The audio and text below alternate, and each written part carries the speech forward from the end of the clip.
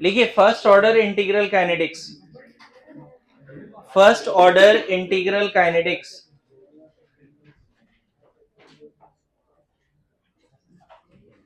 First order integral kinetics. देखो मैंने बताया था फर्स्ट ऑर्डर के लिए आपको जो हमने nth ऑर्डर निकाला था उस पे 1 नहीं रख सकते, याद करो, अनडिफाइंड हो जाएगा, याद आया? ठीक है, तो फर्स्ट ऑर्डर के लिए हमें फिर से डिराइव करने हैं और इसमें बहुत सारी इक्वेशंस हैं, कुछ एक्सपोनेंशियल्स भी आते हैं, कुछ लॉग भी आते हैं। Okay, now listen.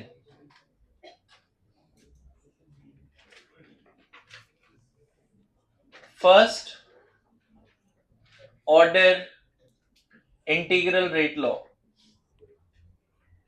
फिर से a गिव्स b है, n इक्वल टू 1 है, rate constant k, t equal to 0 पे c नॉट 0, किसी टाइम t पे, ये t1 टाइम है, ये t2 टाइम है, ठीक है, किसी टाइम t पे c naught minus x, C not minus C not alpha, इसी को सी टी लिखते हैं, एंड इसको एक्स या फिर सी नॉट अल्फा लिख सकते हैं। यहां तो कोई दिक्कत?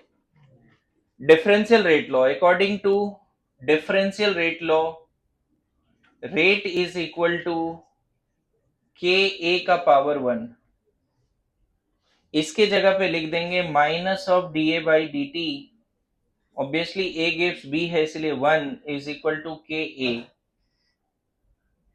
यहां तक समझे? अब हमें चूंकि चाहिए इंटीग्रल रेट लॉ, तो D a by A minus के डी टी, हमने ए को इधर डिवाइड किया, डी टू को उधर मल्टीप्लाई किया, माइनस साइन भी उधर कर दिया। अब हम इसको इंटीग्रेट करेंगे दोनों साइड विथ प्रॉपर लिमिट। जब t1 इक्वल टू 0 है and t2 equal to t है, 0 टाइम पे a कितना बचा है? c नॉट, और किसी टाइम t पर ये ct। Integration of dx by x का इंटीग्रेशन ln x होता है, सुना है? ठीक है, हाँ ln x,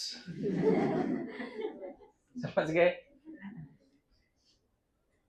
ठीक है, is equal to minus k T, यहाँ पे कितना? 0 से t। ठीक है, यहाँ कितना रख देंगे? ln C t minus ln C not is equal to minus k t, चलेगा? अच्छा, ln x है ना, minus ln y, ln x by y होता है, सुना है? तो इसको क्या लिख दें? ln C t by C not minus k t मिलेगा। इस इक्वेशन को 1 मान लो, अभी फिलहाल इसको रहने देते हैं, इक्वेशन को, इसको ही चेंज करते हैं थोड़ा। पता है यहां पे अगर इसको इनवर्स फंक्शन में चेंज करेंगे तो ये हो जाएगा C t by C not is equal to e to the power minus k t, अगर इनवर्स फंक्शन में इसको करेंगे तो। समझ गए? ये कभी सुना होगा, ऐसा होता है कि ln x है इज इक्वल टू, मान लो a है, तो x इक्वल टू क्या लिख देते हैं? e to the power a, सुना है कभी? Yes no? तो बस वही चीज यहाँ पे है। अच्छा, यहां से देखो, concentration of reactant left C not e to the power minus k t, ये एक बड़ा अच्छा इक्वेशन है। यहां से एक नया चीज समझ में आता है कि concentration of reactant left, concentration of reactant left versus time graph, पता है ये एक्सपोनेंशियली डिक्रीज होगा। टाइम 0 रखोगे तो रिएक्टेंट कितना है? सी नॉट के बराबर। जैसे 0 टाइम रख दिया, टाइम 0 रखोगे तो ए कितना बचा है? सी नॉट के बराबर। और ये एक्सपोनेंशियली जैसे डिस्चार्जिंग ऑफ कैपेसिटर होता है वैसा इक्वेशन है। जीरो फर्स्ट ऑर्डर में लीनियर लाइन था, याद करो। जीरो ऑर्डर में क्या था? Concentration of reactant decreases linearly with respect to time, जज्बात याद है जीरो ऑर्डर के लिए? फर्स्ट ऑर्डर के लिए जज्बात थोड़ा बदल जाता है. Concentration of reactant left decreases exponentially with respect to time. Curve आता है यहाँ पे. और एक नया चीज क्या दिख रहा है, ये इनफाइनाइट टाइम के बाद कंप्लीट होता है. मतलब जीरो ऑर्डर में लाइन लिखा है नहीं, लेकिन वो लाइन इंपॉर्टेंट है जीरो ऑर्डर के लिए कि zero order reaction completes in finite time, हो जाता है कंप्लीट. लेकिन first order reaction will complete after infinite time. मतलब in short first order reaction कभी कंप्लीट ही नहीं होता.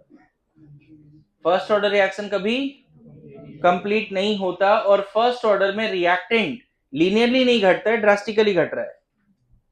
जैसे आइसोथर्मल रिवर्सिबल या आइडियाबेटिक वाला ग्राफ होता है वैसे ही. समझ गए? For first order concentration of reactant decreases exponentially. यहां पे दो जज्बात है बच्चे. एक तो सेम स्टेटमेंट ये लिखना पड़ेगा, एंड दूसरा जज्बात है it takes infinite time for completion. First order के लिए इनफाइनाइट टाइम, देखो ना, ये इनफाइनाइट टाइम के बाद कभी जाके सीटी जीरो होगा. Initially t equal to zero पे सीटी कॉन्सेंट्रेशन ऑफ ए किसके बराबर है, सी नॉट के बराबर.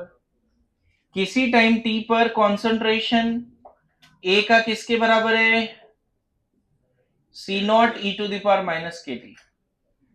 किसी टाइम टी पे अगर कॉन्सेंट्रेशन निकालना है तो किसके बराबर हो जाएगा फर्स्ट ऑर्डर के लिए, C not into e to the power minus k t. जिस टाइम पे निकालना है वो टाइम यहां पुट कर दो. मान लो 10 मिनट में निकालना है तो यहां 10 रखो. बोलो, यहां तक समझ में आ रहा है? Yes no? नाउ देखिए आगे टॉपिक मुझे कवर करना पड़ेगा बच्चे. आप लिख सको तो लिखो, है ना तो बाद में लिखो, कोई दिक्कत नहीं, लेकिन फोकस करो. यहाँ क्रॉस क्वेश्चन कर सकते हो, ठीक है? इसमें ये बताओ सीटी की जगह पे क्या रख सकते हैं हम लोग, C not minus x is equal to C not e to the power minus k t. देखो सीटी किसके बराबर है, सी नॉट माइनस एक्स के बराबर है. और एक्स यहाँ पे क्या है बच्चे, प्रोडक्ट का कॉन्सेंट्रेशन. अब देखो इसको इधर कर दो तो x that is equal to concentration of B क्या मिलेगा पता है, C not one minus e to the power minus k t. देख लो, मैनिपुलेट करेंगे इसको उधर करो, इसको उधर करो. C not minus C not e to the power minus k t, तो सी नॉट कॉमन आ जाएगा. मतलब कॉन्सेंट्रेशन ऑफ प्रोडक्ट वर्सेस अगर टाइम ग्राफ पूछा होता, concentration of product versus time graph for first order, for किसके लिए, first order. तो देखो यहां टाइम जीरो रखोगे ना तो 1 माइनस 1 जीरो हो जाएगा. जीरो टाइम पे प्रोडक्ट बना है क्या, देखो तो रिएक्शन नहीं बना है. जीरो टाइम पे प्रोडक्ट बना ही नहीं है. अच्छा टी का वैल्यू यहां पे इंफिनिटी रख दो, e to the power minus infinity zero होता है. ये अलग से देखो जिनको नहीं समझ, e to the power minus k into infinity क्या लिख दे, e to the power minus infinity. के भी कोई नंबर है ना, किसी भी नंबर को इंफिनिटी से मल्टीप्लाई करो इंफिनिटी मिलेगा. इसको तुम 1 by e to the power infinity बोल सकते हो, और e to the power infinity itself infinity आएगा, टेंडिंग टू क्या. मतलब अगर टाइम यहां इनफाइनाइट रखते हो तो ये टर्म जीरो, तो 1 माइनस जीरो 1 हो गया, मतलब सी नॉट के बराबर आएगा. मतलब ग्राफ देखो ऐसे चलेगा, ये ग्राफ है. इनफाइनाइट टाइम के बाद कॉन्सेंट्रेशन ऑफ बी, देखो इनफाइनाइट टाइम के बाद कॉन्सेंट्रेशन ऑफ बी किसके बराबर हो जाएगा, जो इनिशियल कॉन्सेंट्रेशन था ए का. देखो ना ए गिव्स बी है, इसका सी नॉट पूरा खत्म तो इसका सी नॉट ही बनेगा ना. ए गिव्स टू बी नहीं है, इसका अगर ए एक गया तो इसका एक बना. तो अब से ऐसा पूछा जा सकता है, जज्बात यहां पे क्या है बच्चे, if concentration of product increases exponentially with respect to time. Charging of capacitor होता है एक तरह से, ये डिस्चार्जिंग कैपेसिटर है, चार्जिंग कैपेसिटर जैसा इक्वेशन है. If concentration of product increases exponentially with respect to time. याद करो इससे पहले जो जीरो ऑर्डर था वहां पे ऐसा लाइन आया था और ऐसा लाइन आया था. जीरो ऑर्डर में हमने दो बातें बोली थी कि प्रोडक्ट का कॉन्सेंट्रेशन लीनियरली बढ़ता है और रिएक्टेंट का कॉन्सेंट्रेशन लीनियरली घटता है।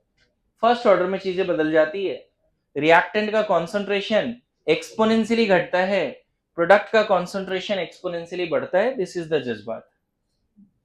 क्लियर है? यहां तक समझ में आया? नॉट ओनली दिस, अगर तुम यहां अल्फा वर्सेस टाइम ग्राफ भी करोगे, हम एक्स के जगह पे क्या रख सकते हैं? एक्स के जगह पे ये जो पूरा एक्सप्रेशन आया उसमें एक्स के जगह पे क्या रख सकते हैं? ये वाले एक्सप्रेशन में एक्स के जगह पे रख दिया C not alpha equal to क्या मिला? C not 1 minus e to the power minus k t. यहां से सी नॉट कैंसिल हो गया, अल्फा इक्वल टू क्या मिल रहा है? 1 minus e to the power minus k t. अब देखो यहां पर भी इसका जब ग्राफ बनाओगे बच्चे, अल्फा वर्सेस टाइम ग्राफ, फिर से वही वाली बात है, अगर टी जीरो है तो अल्फा जीरो है। जीरो टाइम पे कुछ डिसोसिएट हुआ क्या? अल्फा कुछ है ही नहीं। टी इंफिनिटी अल्फा वन है, मतलब यहां पर भी ऐसे चलता है। अल्फा, अगर अल्फा एक्सपोनेंशियली बढ़ रहा है तो फर्स्ट ऑर्डर, अल्फा अगर एक्सपोनेंशियली बढ़ रहा है तो फर्स्ट ऑर्डर, अल्फा अगर एक्सपोनेंशियली बढ़ रहा है तो मुझे क्रॉस क्वेश्चन करना है, पूछना अभी पूछ सकते हो, लिखने का काम चलो बाद में करते हैं, पहले ध्यान दो, क्योंकि आज होमवर्क रहेगा zero order, first order, second order, सबके क्वेश्चंस पूरा इंटीग्रल रेट लॉ करके आने। ठीक है, नाउ नेक्स्ट पार्ट में चलते हैं बच्चे। दो तीन ग्राफ हो गया, ये बताओ फ्रॉम वन क्या लिखा था हमने? फ्रॉम वन क्या लिखा था? ln ct by C not is equal to minus k t था जी। बोलो, क्या इतना लॉग आता है कि इसको ln C not by C t लिख दें और इधर के टी लिख दें? माइनस साइन ट्रैप हो गया पक्का। वो यहां भी कर सकते थे, दोनों तरफ अगर यहां पे माइनस से मल्टीप्लाई कर देते, इस वाले इक्वेशन में, इस वाले इक्वेशन में अगर दोनों तरफ माइनस से मल्टीप्लाई कर देते तो इधर के टी हो जाता और इधर ये पहले आ जाता और ये बाद में आता। मतलब यहां लिखते क्या? ln C not minus ln C t, तो ln C not minus ln C t क्या लिख देते? ln C not by C t and that is equal to k t. तो डायरेक्टली मैंने लिख दिया, चलेगा? यहाँ पे बेस चेंज करते हैं, इसको क्या लिख दें? 2.303 log C not C t is equal to k t. यहां से के टी पहले लिख दो और उसको बाद में लिखो। मोस्ट ऑफ द न्यूमेरिकल आपके एग्जाम में इस फॉर्मूला से बनेगा, फर्स्ट ऑर्डर का ज्यादा से ज्यादा न्यूमेरिकल इस फॉर्मूला से बनेगा। K t equal to 2.303 log of C not by, मैं बताऊं कुछ कुछ एग्जाम में इसको या कुछ कुछ बुक्स में ऐसे लिखा हुआ है, मॉड्यूल में हो सकता है ऐसे लिखा हो, a by A minus x, ऐसे भी लिखा हो।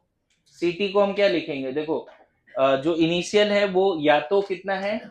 सी नॉट या ए।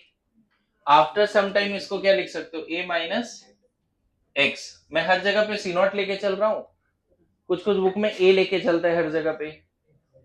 तो ये क्या है? ये initially reactant taken and A minus x क्या है? Reactant left after time T. तो ये इक्वेशन भी आपके लिए इंपॉर्टेंट हो गया।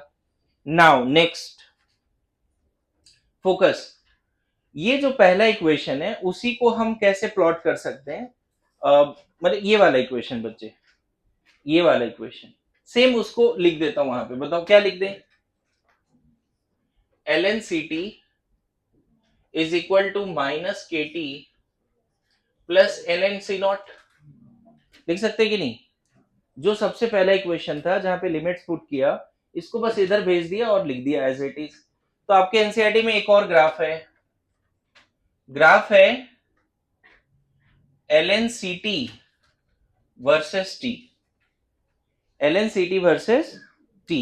देखो इसको आप y मान लो, स्लोप को x मान लो, सॉरी स्लोप को m मान लो, इसको x मान लो और इसको c मान लो।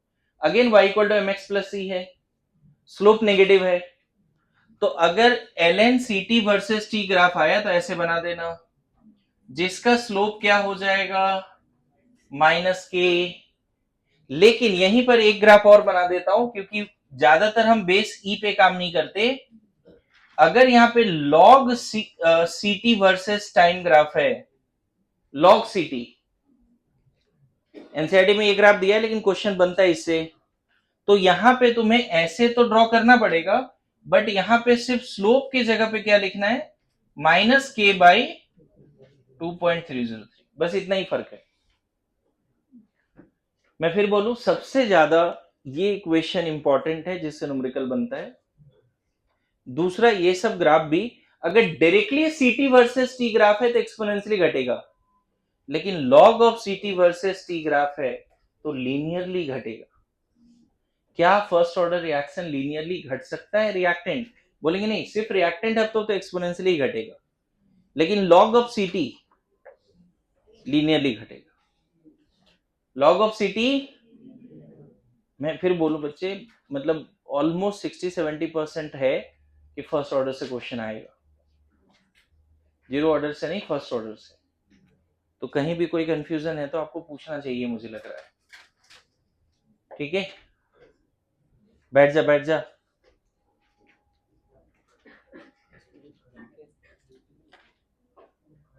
लिखो।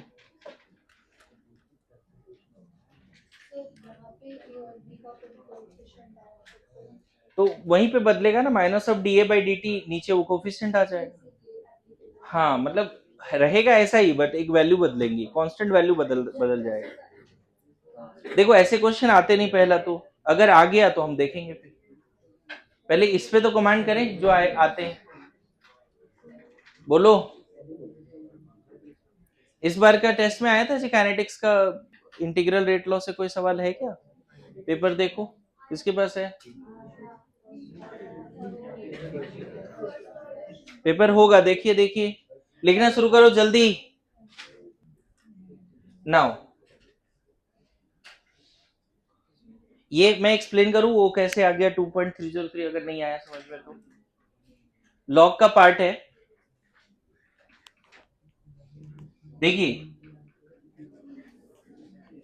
ये इंटीग्रेट करके ये जो इक्वेशन आया था ना, अभी मेन इक्वेशन क्या आया था, वो लास्ट वाला पार्ट फिर से एक्सप्लेन कर देता हूं।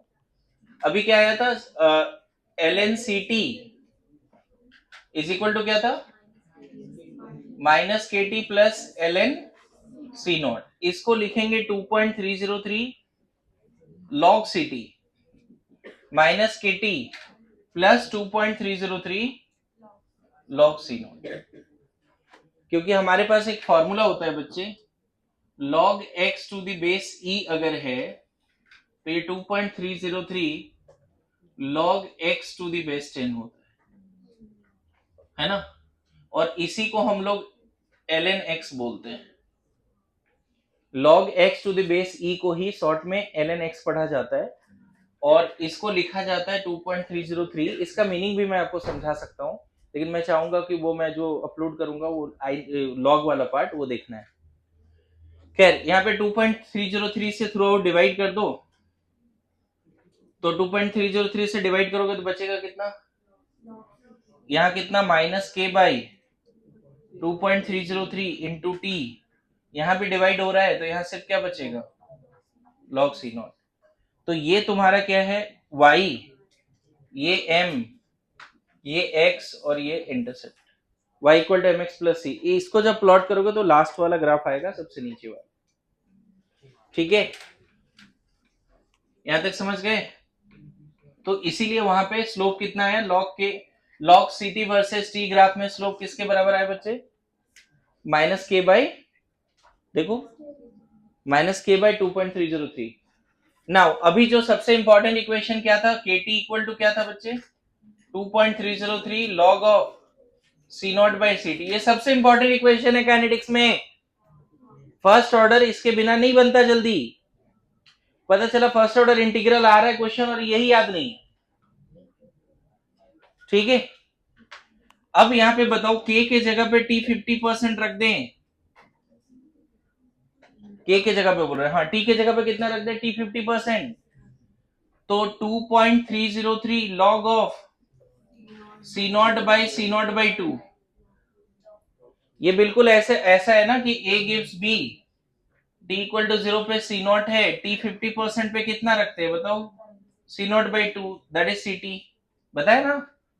तो बस आपको जो इंटीग्रल रेट लॉ है फर्स्ट ऑर्डर का log 10 के साथ, उसमें C not by CT, CT की जगह पे रख दोगे K इंटू T 50%, 2.303 log 2 आता है और ये log 2.3 होता है, तो ये हो जाता है 0.6909, यही ना। हाँ, 0. के टी 50%, तो फाइनल फॉर्मूला टी 50% का कितना हो गया, 0.693 बाई के। ये फॉर्मूला जैसे ये इंपॉर्टेंट है, उसी तरह ये फॉर्मूला से भी हर दूसरे साल क्वेश्चन आया है। टाइम टेकन फॉर 50% कंप्लीशन, कहीं कॉन्सेंट्रेशन दिख रहा है यहाँ पे? Time taken for 50% completion, C not power 1 2 3 कुछ भी दिख रहा है? सी नॉट दिख ही नहीं रहा है इधर पे, सी नॉट नहीं दिख रहा है ना।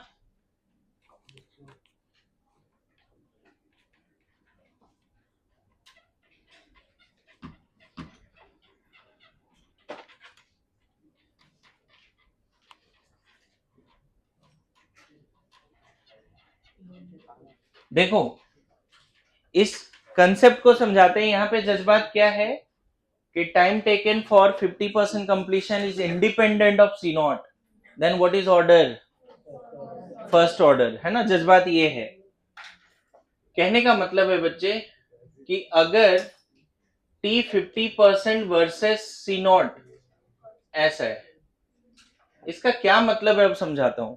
एक सिंपल इमेजिन, तुम लोग सब फर्स्ट ऑर्डर रिएक्शन लैब में करा रहे हो, एवरीवन, है ना। लैब 1 में ए से बी बन रहा है, लैब 2 में भी ए से बी बन रहा है, लैब 100 में भी ए से बी बन रहा है। समझना मैं क्या बोलने जा रहा हूं। अगर यहां पे इसने स्टार्ट किया 1 मोलर से, किसी ने लैब 2 में 0.1 मोलर से शुरू किया, किसी ने लैब 100 में 1000 मोलर से शुरू किया। ध्यान दे सब लोग, ठीक है। सबने फर्स्ट ऑर्डर रिएक्शन करा रहे हैं, सारे कंडीशन सेम है, सिर्फ एक्टिव मास बदल रहे हैं। पता चला ये अगर 20 मिनट के बाद ये 0.5 हुआ, तो इसको भी 20 मिनट ही लगने हैं 0.05 होने में, और इसको भी 20 मिनट ही लगने हैं 500 होने में। मतलब तुम कितना भी स्टार्टिंग ले लो मटेरियल, लेकिन वहां से हाफ होने में अगर सेम टाइम लग रहा है हर लेबोरेटरी में सबके लिए, डेफिनेटली वो कैसा है। देखो तुमने कितने से शुरू किया, 0.1 से, तब भी 20 मिनट लगे। जब तुमने 1 से शुरू किया तब भी कितने लगे, 20 मिनट। जब 1000 से शुरू किया तब भी कितने लगे, 20 minute. Time taken for 50% completion, even any percent of completion of reaction is independent of initial concentration। पता है ऐसा क्यों हो रहा है? एनीवन, किसी के पास इसका एक्सप्लेनेशन, ऐसा क्यों हो रहा है? एनीवन? हाँ, नहीं, बहुत अच्छा एक्सप्लेनेशन है, मैंने जीरो ऑर्डर में एक्सप्लेन किया अभी। ऐसा क्यों हो रहा है कि हम 1000 से स्टार्ट कर रहे हैं तो भी 520 मिनट में हो जा रहा है, 0.1 से स्टार्ट कर रहे हैं तो भी 20 मिनट में 0.05 हो रहा है। रेट कांस्टेंट तो सेम होगा, नो डाउट, हर जगह पे रेट कांस्टेंट के है। रेट कांस्टेंट नहीं आंसर है, सोचो। नहीं, अरे यही तो समझा रहा हूं, ये तो स्टेटमेंट कंफ्यूजन है, मैं इसका रीजन पूछ रहा हूं। रेट डिफरेंट होगा, देखो ये आ गया आंसर अभी। अरे अगर मान लो 0.5 किलोमीटर ट्रेवल करना है, 500 किलोमीटर ट्रेवल करना है, सेम टाइम लग रहा है ना। यहाँ 0.5 किलोमीटर ट्रेवल करना पड़ रहा है यहाँ पे, और यहाँ पे तो देख रहे हो 0.05 किलोमीटर ट्रेवल करना पड़ रहा है, हर जगह पे टाइम सेम है। मतलब जहां पे इनिशियल रिएक्टेंट ज्यादा है वहां रेट फास्ट है, रिएक्शन बहुत फास्ट भाग रहा है, सेम स्पीड से नहीं चल रहा है रिएक्शन। यहां पे रेट अगर R1 है, यहाँ रेट R2 है, यहाँ रेट R3 है, तो तुम बोलना R3 बहुत ज्यादा होगा R1 से। ये लिखना पड़ेगा R3। देखो ना, इनिशियल कांस्टेंट 1000 से शुरू कर दिया ना, तो यहां पे रेट कितना लिखोगे पता है? K into 1000 initial rate. यहां रेट कितना लिखोगे? K into 0.01। यहां रेट कितना लिखोगे? K into 1। Zero order reaction हमेशा सेम स्पीड से भाग रहा था, इसीलिए मोर रिएक्टेंट मोर टाइम टेकन। ज्यादा डिस्टेंस ट्रेवल करना है, ज्यादा टाइम लग रहा है। फर्स्ट ऑर्डर ऐसा नहीं है बच्चे, स्पीड अलग अलग हो गया, जितना ज्यादा रिएक्टेंट लो उतना फास्ट भाग रहा है, सच दैट 50% कंप्लीट होने में, देख रहे हो यहाँ पे 1000 मोलर से 500 मोलर आना है तो भी 20 मिनट ही लगे, क्योंकि यहाँ रिएक्शन इज टू फास्ट। इसीलिए एक ग्राफ और जो मैंने पहले भी बताया था, रेट वर्सेस इनिशियल कॉन्सेंट्रेशन, ऐसा ग्राफ है। देख रहे हो, इनिशियल तुमने 0.1 से शुरू किया तो रेट स्लो है, 1 से शुरू किया तो रेट और फास्ट है। याद आया? क्योंकि यहाँ रेट इक्वल टू क्या लिखते हैं फर्स्ट ऑर्डर के लिए? ये लिखते हैं ना बच्चे, ये ज्यादा तो ये ज्यादा। Rate versus time graph first order के लिए पहले ही बताया था। समझ में आया? तो यहां से नेक्स्ट क्लास में आगे बढ़ेंगे।